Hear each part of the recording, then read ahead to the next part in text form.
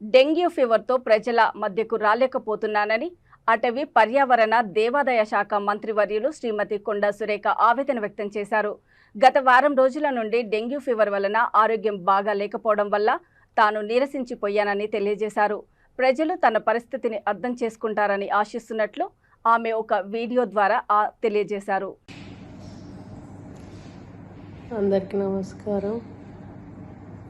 గత వారం రోజులుగా నేను ప్రజల్లో కనపడకపోవడం, అసెంబ్లీకి రాకపోవడం, అందరూ కూడా ఎందుకు రావట్లేదని ఒక సందిగ్ధంలో ఉన్నారు.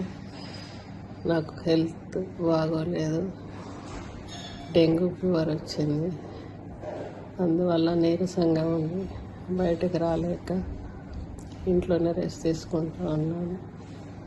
గ్లూకోజులు ఎక్కుతూ ఉన్నాయి, యాంటీబయాటిక్స్ ఎక్కుతూ ఉన్నాయి. కాబట్టి ప్రజలందరూ అర్థం చేసుకుంటారని ఆశిస్తూ సెలవు తీసుకుంటాను.